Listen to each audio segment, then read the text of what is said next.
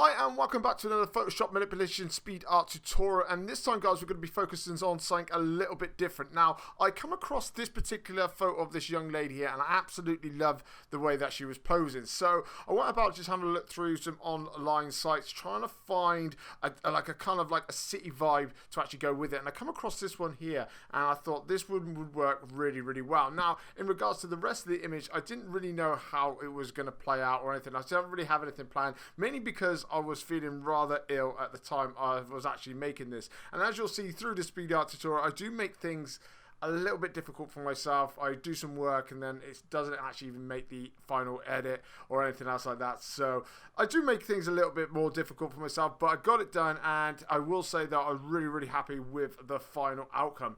But anyway guys, I hope you enjoyed this video. If you do, make sure you drop a like and subscribe to the channel. It'd be absolutely amazing. But anyway, for now, enjoy the video.